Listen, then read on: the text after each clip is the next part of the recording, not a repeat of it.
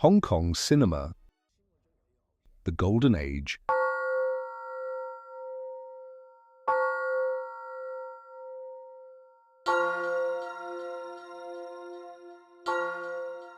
When talking about the things that paved the way for the Hong Kong Golden Age, it is impossible not to mention King Hu. King Hu was a pioneer director for directors from all three-part Chinas of mainland China, Taiwan, Hong Kong, and had an influence not only on the Hong Kong Golden Age, but also on the West.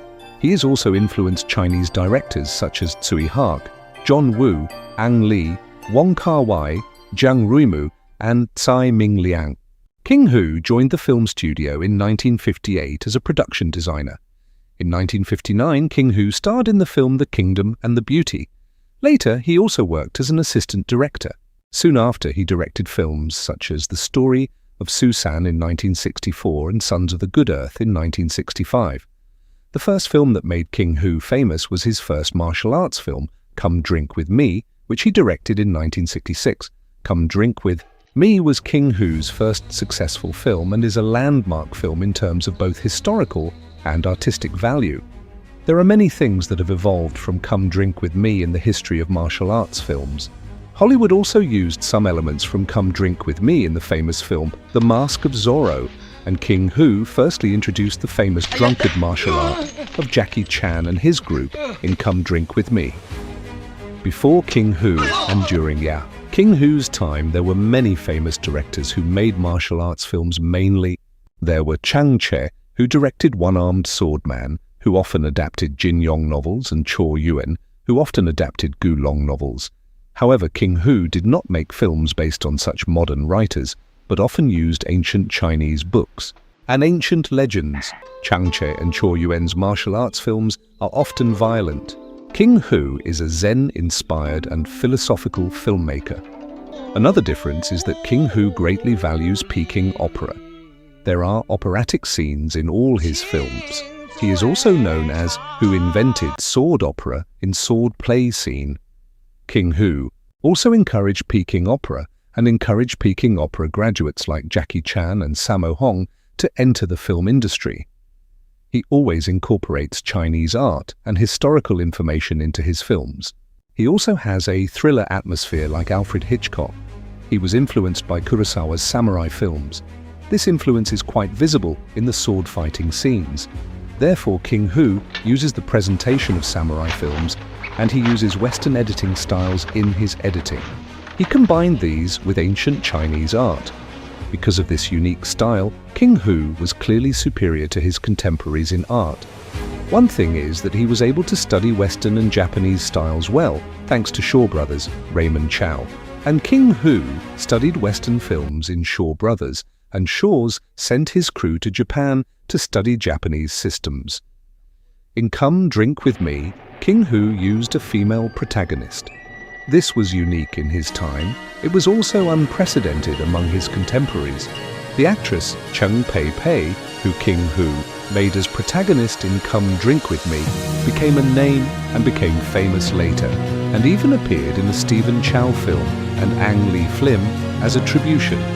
His contemporary Chang Che also used the same character in Come Drink With Me and made another film with Cheng Pei Pei. King Hu did not seem to want to continue.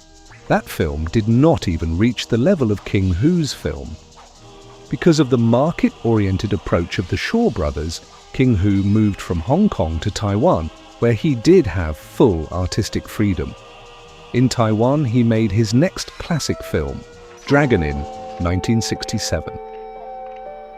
This film seemed to give him the artistic freedom he wanted. From this film, he began to use Chun Shi, who would become the usual main actor in his films. Just as Kurosawa had a usual actor, he too had a usual actor. Dragon In was a success and became a landmark film in Chinese cinema. It was later remade, and famous Taiwanese director Tsai Ming-liang made a film honoring Dragon In, Goodbye, Dragon In. From this point on, King Hu became an important figure not only in the history of Hong Kong cinema, but also in the history of Taiwanese cinema. Quentin Tarantino also used some elements of Dragon in The Hateful Eight. It was not until 4 years later that King Hu made his next film. This time, he also produced another classic, A Touch of Zen, in 1971. In this film, King Hu adapted from strange tales from a Chinese studio, which would later become the manual for some of his films. He adapted A Touch of Zen from short story of same title from strange tales from Chinese studio. Although his earlier films also featured ancient Chinese philosophies, A Touch of Zen used Zen philosophy more strongly. It won a technical award at the Cannes Film Festival and is considered his masterpiece. The success of the film helped to bring Hong Kong New Wave films to international attention.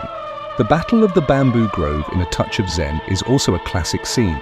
Ang Lee's Crouching Tiger, Hidden Dragon, 2000, and Zhang Yimou's House of Flying Daggers, 2004, were heavily influenced by A Touch of Zen.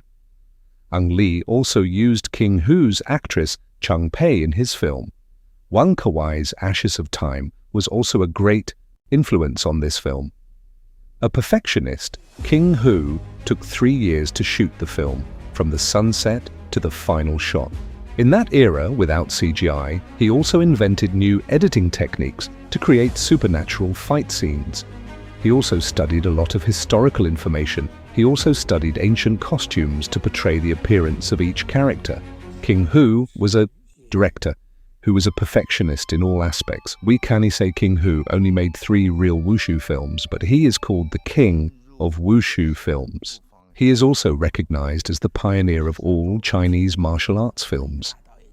After that, King Hu established his own production company and continued to make films. The Fate of Li Khan, 1973, and the Valiant ones, 1975. They were distributed by the famous Golden Harvest of Hong Kong's Golden Age. It was not long after the establishment of Golden Harvest. Sammo was action director. Sammo was better than Jackie Chan in this aspect. King Hu's last film also starred Sammo. These latter films were critically acclaimed, but were not commercially successful. 4 years later, in 1979, King Hu made 2 films, Reigning in the Mountain and Legend of the Mountain. Both were shot in an 8th century temple in South Korea, a UNESCO World Heritage Site. Not only are they unique in terms of location, but they are also King Hu's transformation films. For me, Legend of the Mountain is King Hu's true masterpiece. After massive success of Bruce Lee and Jackie Chan's fast-paced kung fu action movies, it's no wonder that this film, which is filled with 3 hours of walking and talking, was not popular. But Legend of the Mountain is not a boring film. It's an interesting story from a strange tale from Chinese studio. It was a very good movie with a beautiful plot. But these movies were a failure. The producer had to cut the running time. Satraj Ray told King Hu not to cut it, but he had to cut it to 1 hour and a half. The editor who edited it later cried because he had edited the movie. He said, "I understand Director Hu's loneliness. King Hu's later years were lonely." He made The Juvenizer and Heaven's Blessing in 1981 and The Wheel of Life and All the King's Men in 1983, but they were not successful. After that, he moved to California. These times were his most lonely years, a time when no one understood him.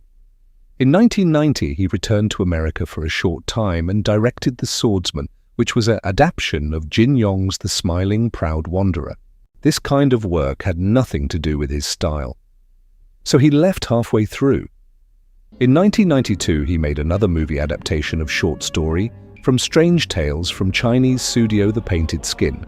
It's starring his students Sammo and famous actress Joey Wong. In this film, we see how Hong Kong's Golden Age and King Hu are not related. After being forced to make films according to the standards of the Hong Kong Golden Age, this film became a King Hu film that was almost devoid of King Hu characters. After that, King Hu planned to make The Battle of Ono, which was about the Chinese in America building the railway. There were also rumors that Chow Yun-fat would be cast. Chow Yun-fat also read the script and said that it was his dream role. However, King Hu cannot make his dream come true and passed away in 1997. King Hu was a man who led the Chinese film industry in everything from editing to costume selection, lighting, and swordplay.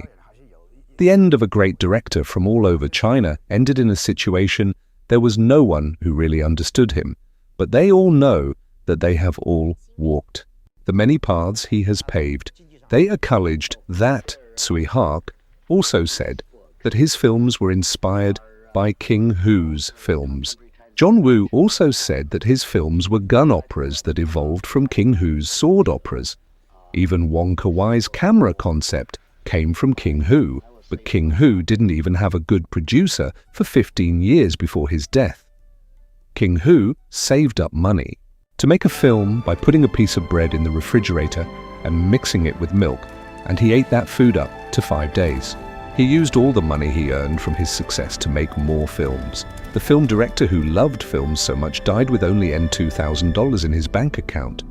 I don't know if true art is truly worthy of this world and these people. I must say that King Hu gave everything for the film and got nothing in return.